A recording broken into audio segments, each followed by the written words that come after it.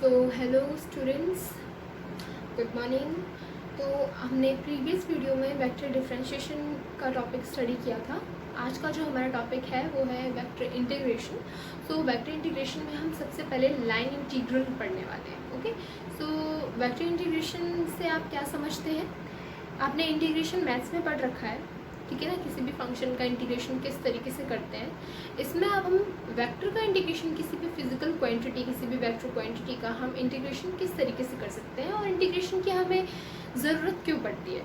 देखिए, जब हम किसी भी एक स्मॉल सेगमेंट की हेल्प से किसी भी टोटल लेंथ या टोटल एरिया या फिर टोटल वॉल्यूम निकालना चाहते हैं, फाइंड करना चाहते हैं, तो हम उसका क्या करते हैं, इंटीग्रेशन करते हैं। ओके, सो हम इंटीग्रेशन से पहले डिफरेंशिएशन ही क्यों पढ़ते हैं?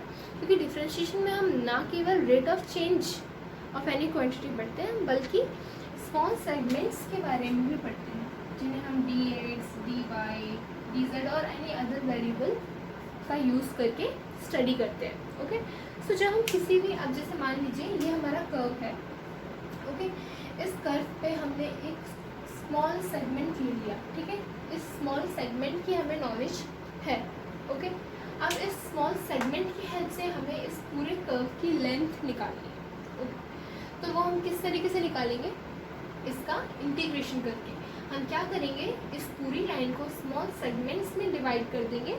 देन उसके बाद में हम इस पॉइंट से इस पॉइंट तक, मतलब लिमिट्स लगाकर हम इसका इंटीग्रेशन अगर करते हैं, इंटीग्रेशन मीन्स समेशन। ओके, सम करते हैं इन सारे सेगमेंट्स का। जब हम सम करेंगे तो वो हमें क्या दे देगा?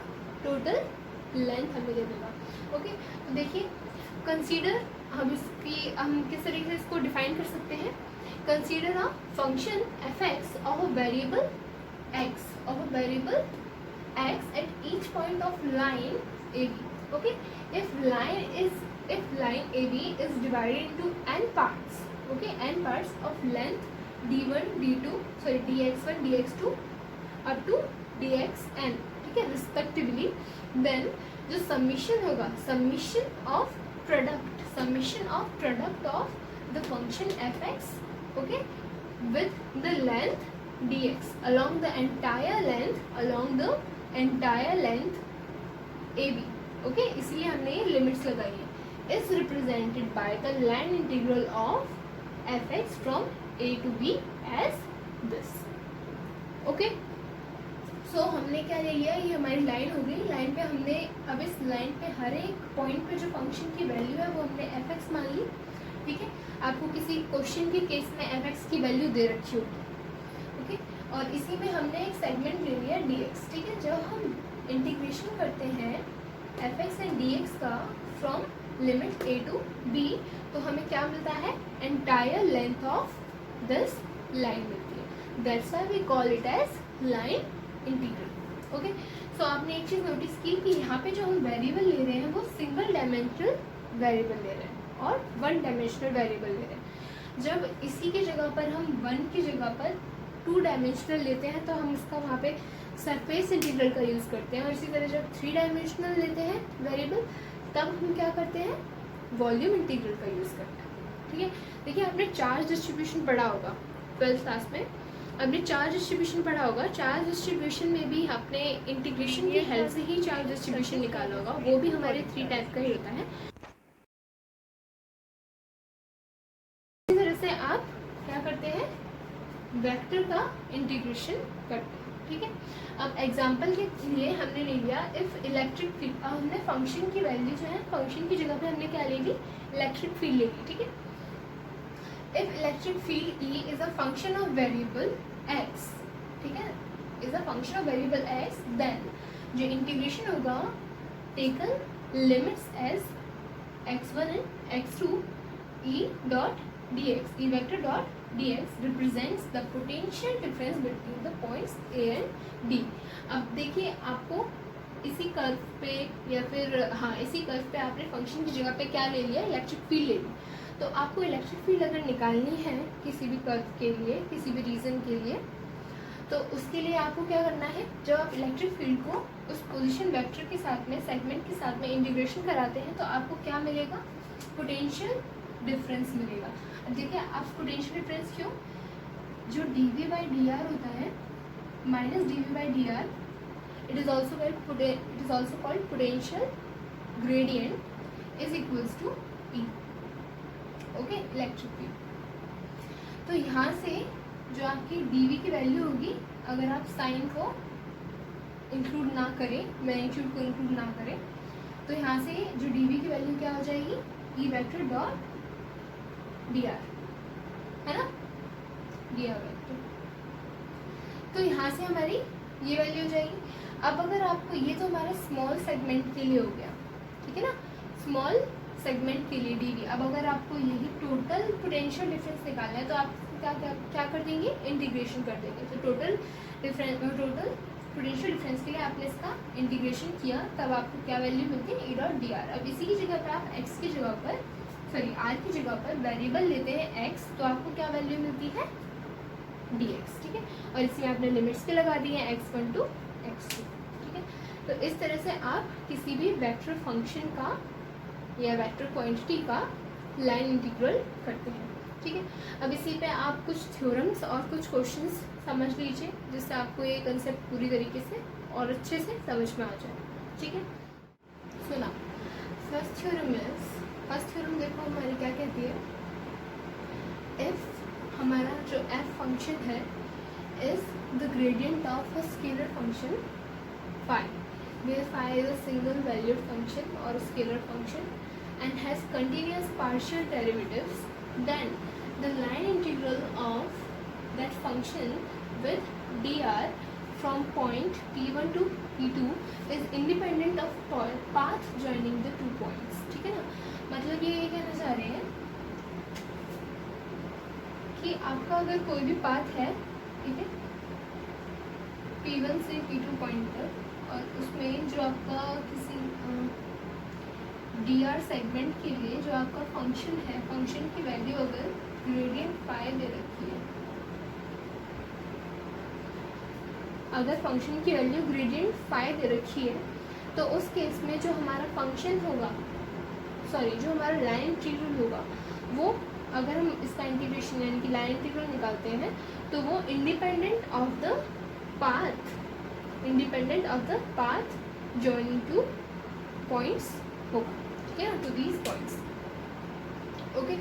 सो अब ये किस तरीके से होगा, अब ये हमें प्रूव करना है। कन्वर्सली, अब इसी के कन्वर्स में अगर हम कहें, अगर हमें ये इंडिपेंडेंट ऑलरेडी दे रखा है, हमारा जो लाइन इंटीग्रल है वो इंडिपेंडेंट दे रखा है, ठीक है ना, of the path joining the 2 points p1 and p2, then f is the gradient of scalar phi, ठीक है ना। ये तो हमें दो तरीके से प्रूव करना है। पहला हमें क्या प्रूव करना है कि अगर हमारा ग्रेडियंट ऑफ phi फंक्शन की वैल्यू दे रखी है, तब हमें प्रूव करना है कि जो लाइन इंटीग्रल होगा वो क्या होगा, इंडिपेंडेंट ऑफ द पाथ होगा, ठीक है।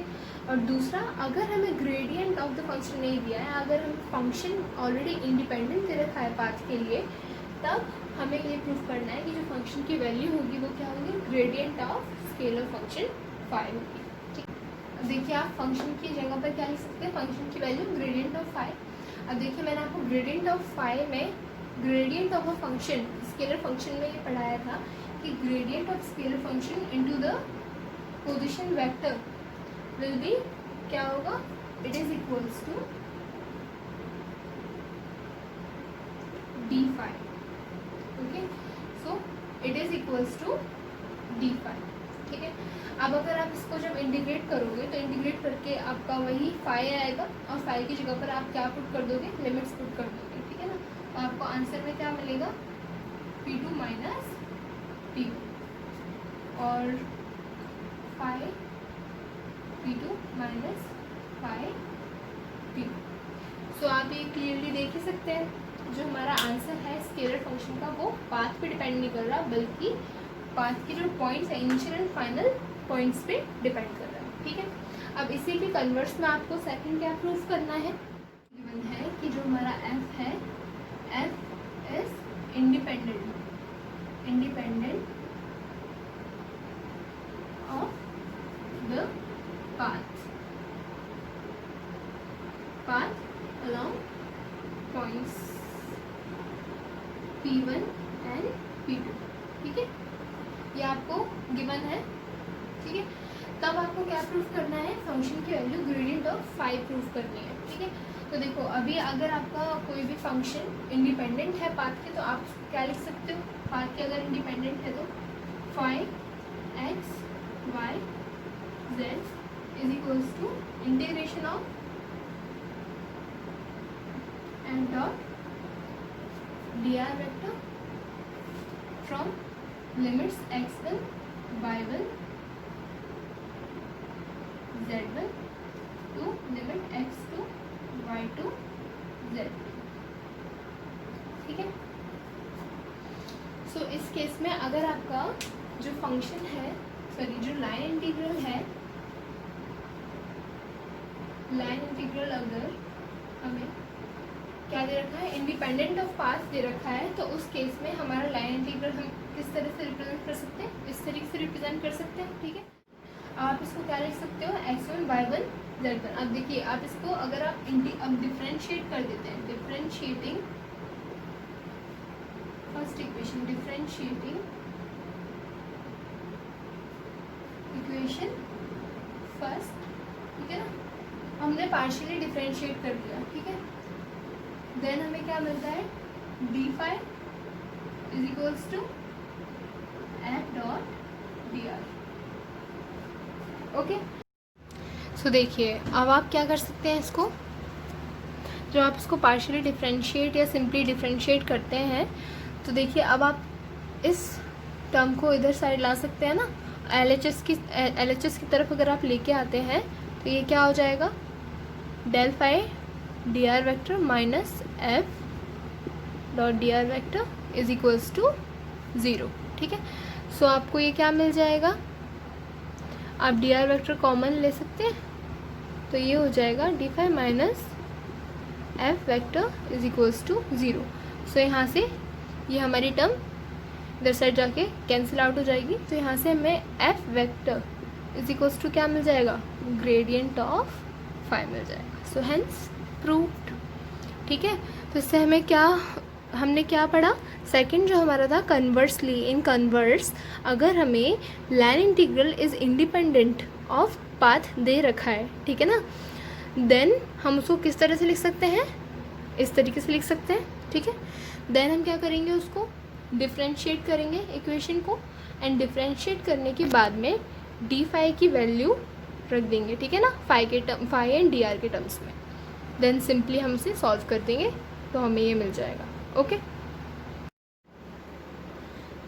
नाउ देखिए जो हमारी सेकंड थ्योरम है वो क्या कहती है कि f हमारी कंजर्वेटिव फील्ड तब कहलाएगा जब curl of f is equals to 0 होगा। ये मैं आपको पहले ही पढ़ा चुकी हूँ कर्ल वाले टॉपिक में कि किसी भी फंक्शन का, वेक्टर फंक्शन का जब कर्ल 0 होता है तो ऐसे वेक्टर फंक्शन को हम कंजर्वेटिव फंक्शन कहते हैं, और अगर हम वेक्टर फील्ड लेते हैं तो ऐसी ही फील्ड को हम कंजर्वेटिव फील्ड कहते हैं।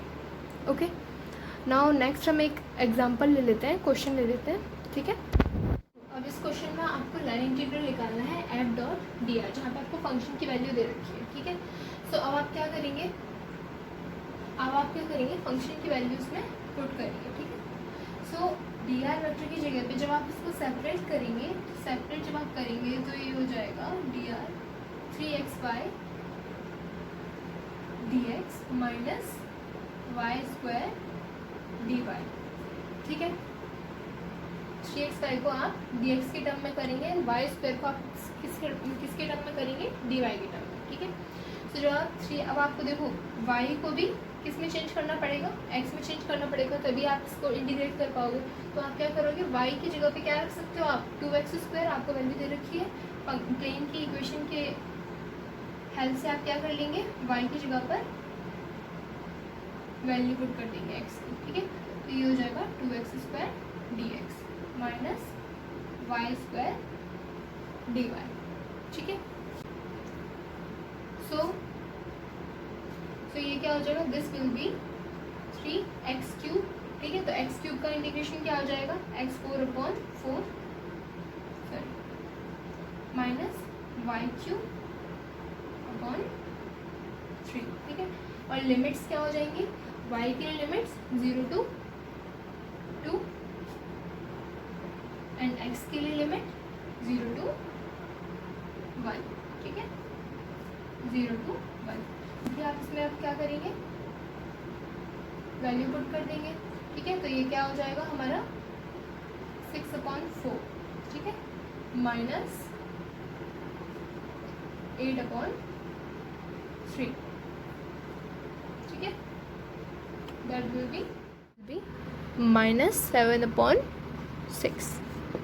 ओके, सो इस तरीके से आप क्या कर सकते हैं, किसी भी फंक्शन का इंटीग्रेशन कर सकते हैं। ओके, सो फ्रेंड्स, आज की वीडियो में आपने लाइन इंटीग्रल पढ़ा है, ठीक है। आपको अगर कुछ भी डाउट होता है तो मैं अगेन वही कहूँगी, हमेशा की तरह कमेंट सेक्शन में आप मुझसे कोई भी डाउट होता है तो क्लियर कर सकते हैं। वैसे तो मैंने कोशिश की है कि आपको कुछ भी डाउट ना हो, पर अगर आपको होता है तो प्लीज़ मुझसे क्लियर कीजिए, ठीक है। Thank you so much, have a nice day.